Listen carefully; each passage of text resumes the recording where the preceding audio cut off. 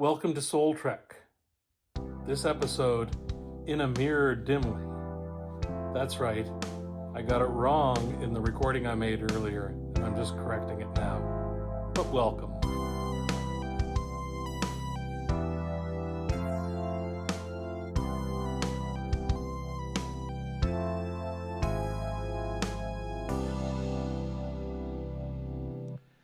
Today I want to talk a little bit about theological reflection. This is a method by which we can focus our minds on particular tasks, or really more importantly, on God's will for us. So it's an exercise, a spiritual exercise that we can be engaged in. We can make it very complicated, or we can simplify it. I hope today what I'm going to do is kind of simplify it for everybody. So there's paradigms that we find in Holy Scripture, and there's essentially four of them. There's stories of oppression and liberation. There's stories of exile and homecoming. There's stories of sacrifice and love. And there's stories of call and response. And it's possible to reflect on our own lives or stories from our own lives using these paradigms. And in fact, if you do this a lot, if you engage in this kind of theological reflection a lot, it actually becomes something very natural, and you can begin to see those kinds of connections between things going on in our own lives and things that may have happened in Scripture. So I think the essential idea is that we think of our own stories, and specifically things from our own lives. It doesn't have to be a gigantic story from our own life, but just something that's going on or that has gone on in our lives, and looking for how that story or elements of that story might intersect with stories from Scripture. One of the common ones is the story of Moses, because it's a call story. I think of the story of Moses as being about him and his brother Aaron, because I also have a brother, and the two of us have been called to Christian ministry. And so it's helpful for me in my own ministry in discerning specifically the kinds of things that I might be being called to by thinking about the call story of Moses, particularly in his relationship with his brother. The prodigal son is another story, so it doesn't have to be one of those big stories like Moses. It could be, what on the surface seems like a very simple parable that Jesus teaches, like the prodigal son or any of the parables.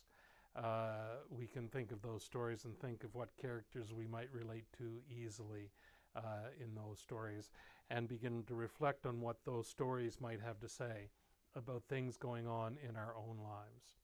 And that's when we do that, that's when our stories explode with divine meaning. And this exercise that I'm talking about is called theological reflection. Just a quick quote from Scripture. Paul kind of musing about love and human relationships.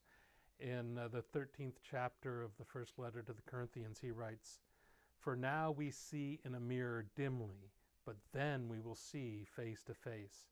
Now I know only in part, but then I will know fully, even as I have been fully known." That's about the reality that God knows us fully. And, even our exercises now might feel as though we're looking in a mirror dimly, that the image isn't quite clear. But the more we do this, the clearer the image becomes. The more we know about ourselves, the more we know about God. That's kind of the goal of our theological reflection, and the kind of impact that it can have on our lives. What I like best about the exercise of theological reflection is that it's fun. I find it fun. I mean, it can also be very helpful. It's helpful in terms of assisting me in determining, various things that I should be going on about in my own life, things that I should be thinking about more deeply, or making changes, or affirming things that I'm doing well, or whatever. It helps to answer those kinds of questions. And to be honest, it can be a lot of work. But thinking about that, I mean, what in life do we do that isn't an effort that is really fun or really worthwhile? So those fun, worthwhile things in our lives usually require some kind of effort on our part, and theological reflection is like that as well. You might have access to a group of people that you can do theological reflection with, and that's wonderful if that is the case. And you may even be able to seek out groups that you can do that with, or another person. But don't feel encumbered by that either. Sometimes, maybe even always, the best kind of theological reflection I've done has been on my own, where I've actually sat down and very deliberately looked at an aspect of my life in terms of how it might intersect with Scripture.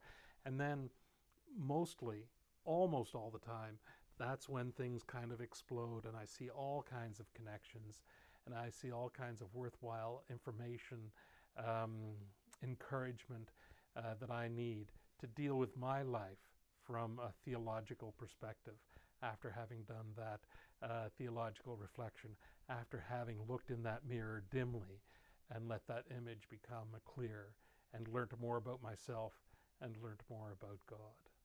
So that's my encouragement for everyone today, that you do try to find some way to engage in theological reflection and let those stories from Scripture explode in our lives so that there's opportunity for us to continue to grow and to continue on that path that we're on our soul trek. Thank you, and God bless.